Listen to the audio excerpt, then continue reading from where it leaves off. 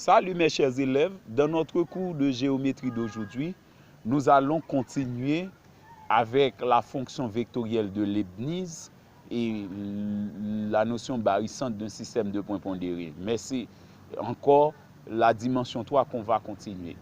Ok, donc c'est surtout en dimension 3 qu'on va travailler dans le cours d'aujourd'hui. Voici l'exercice. Dans l'espace affine E rapporté à un repère OIJK, on considère les points A de coordonnées 1, 2, 5, B 1, moins 2, 1, moins 3, ok, B de coordonnées moins 2, 1, moins 3, C de coordonnées 3, 1, moins 5, D de coordonnées 1, 0, 2. 1. A, B, A, C, A, D. Ok, donc A, B, A, C, A, D, ok, constitue-t-il un repère de l'espace? Ok, on reprend. A, B, A, C, A, D constitue-t-il un repère de l'espace? Maintenant, 2. Déterminer les coordonnées du point I, milieu de AB. 3. Déterminer les coordonnées du point G, barycente des points A, B et C, affectés respectivement des coefficients 2, 1 et 3. Ok, donc on a ces parties-là. On a 3 parties. Ok, nous allons les résoudre respectivement. Ok, maintenant, d'ores et déjà, je réclame vos attentions. Et si vous n'êtes pas encore abonné à mon channel YouTube, je vous prie de bien vouloir le faire. C'est Jimmy Deveil, votre enseignant de mathématiques, compétent et expérimenté. Donc, pour commencer, nous écrivons les points. À nouveau, c'est A, 1, 2, 5. B, moins 2, 1, moins 3. Ok, C, 3, 1, moins 5. Ensuite, D, 1, 0, 2. Dans cette partie, on veut voir si A, B, A, C, A, D constitue un repère de l'espace. Eh bien, pour ce faire, on doit prouver que non, le point A qui est déjà dans l'espace, ok, affine, le point A qui est déjà un élément de l'espace affine, eh bien, il faut prouver que le système A, B, A, C, A, D forme une base de l'espace vectoriel associé à l'espace affine.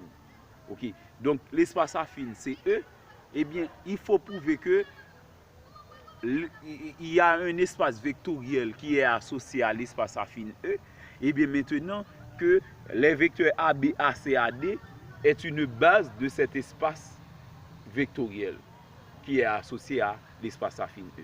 Et bien c'est ce que nous allons faire. D'abord, nous calculons le vecteur AB. En appliquant la formule, puisqu'on est en dimension 3 à présent, on fait la variation des abscisses, ordonnées et ensuite côte. X2B moins X2A, Y2B moins Y2A, Z2B moins Z2A. On remplace d'abord, verticalement, on met le point B, moins 2, 1, moins 3. Ok, ensuite, moins, moins, moins. Le point A, 1, 2, 5.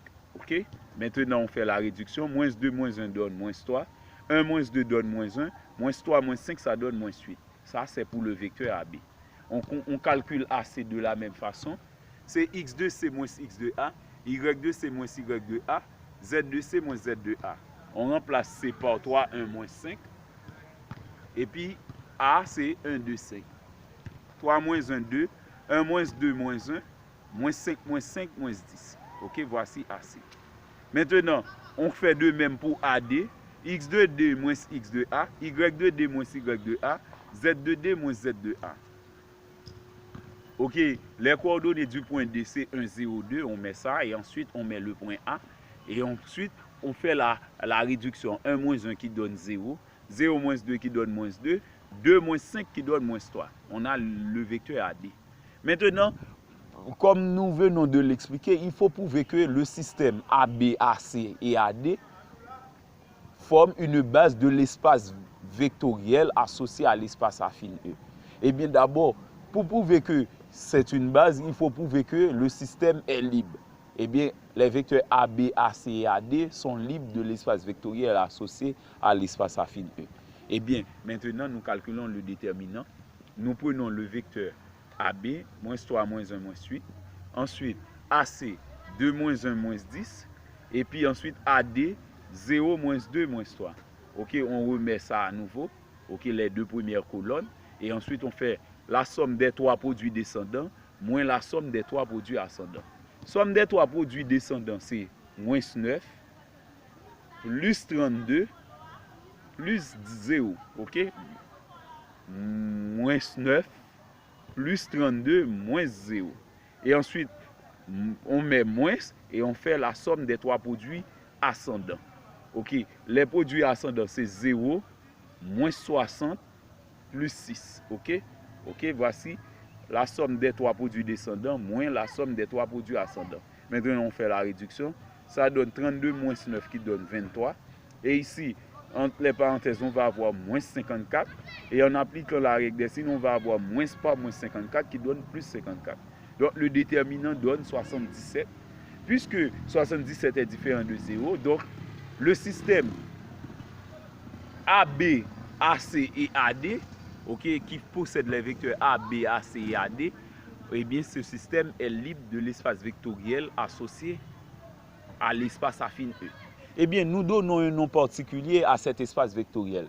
Nous l'appelons F. Okay? Soit F, l'espace vectoriel associé à l'espace affine E. Eh bien, on peut dire par conséquent, le système ABACAD est libre de F, qui représente l'espace vectoriel. Et de plus, puisque on a trois vecteurs dans le système, trois vecteurs libres, eh bien, le rang de ce système, c'est 3. Okay? Et la dimension de l'espace vectoriel, c'est encore 3.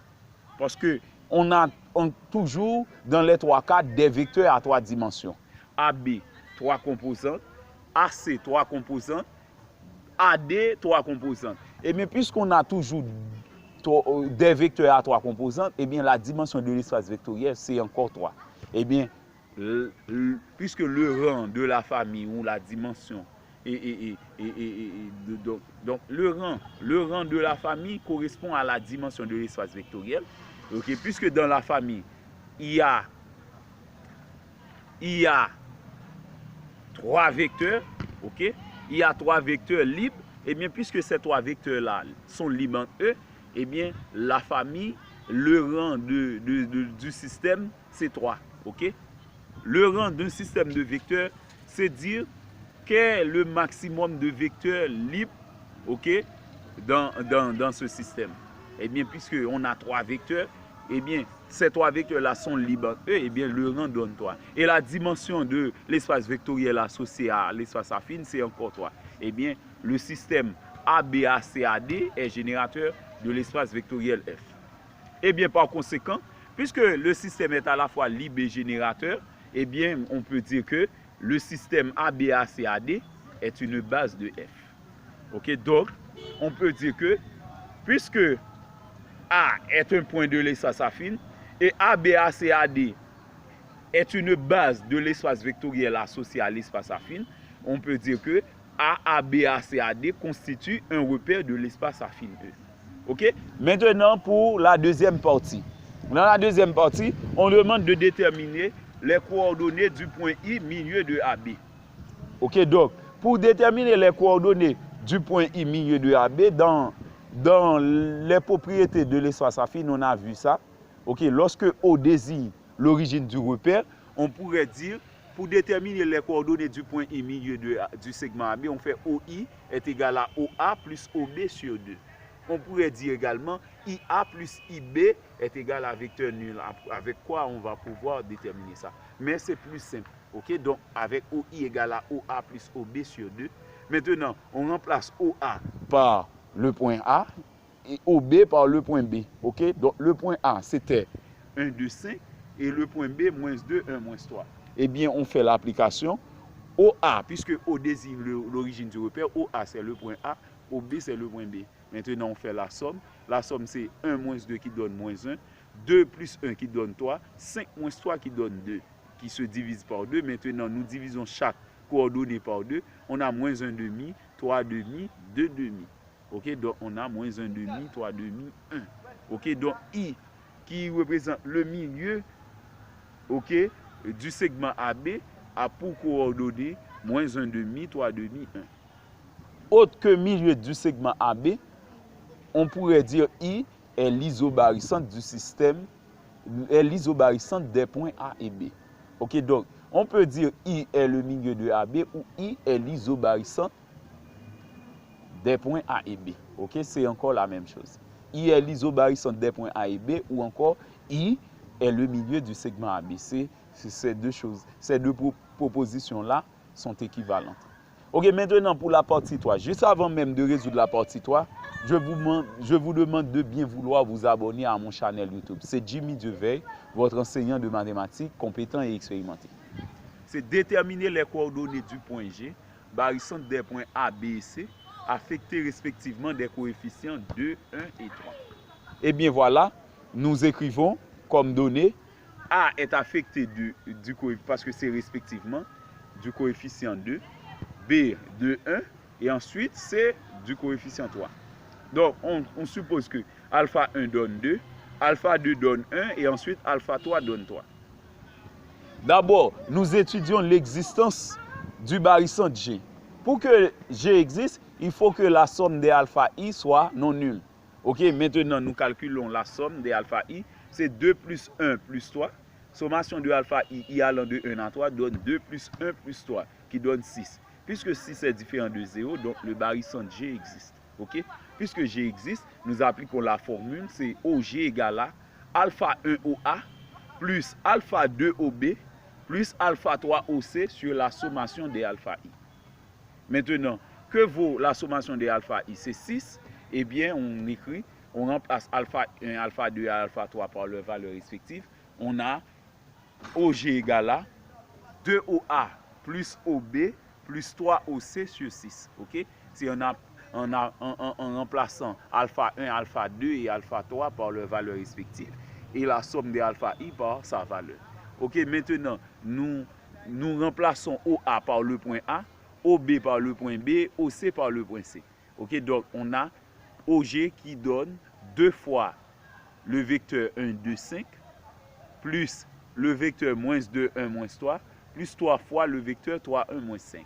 Donc, on a le vecteur OA qui donne et qui a les mêmes coordonnées que le point A. Mais ce n'est pas le point A qu'on a ici, c'est le vecteur OA. Ici, c'est le vecteur OB qui a les mêmes coordonnées que le point B. Mais ce n'est pas le point B, c'est le vecteur OB. Ok, donc ici, on a le vecteur OC qui a les mêmes coordonnées que le point C. Ok, maintenant, on fait le produit. Ça donne 2, 4, 10, moins 2, 1, moins 3, 9, 3, moins 15. Maintenant, nous faisons la somme. 2 moins 2 plus 9, ça donne 9. 4 plus 1, 3, ça donne 8. 10 moins 3 moins 15, ça donne moins 8. Ok? On a 9, 8, moins 8 pour la somme des 3 triplets. Maintenant, on divise ça par 6.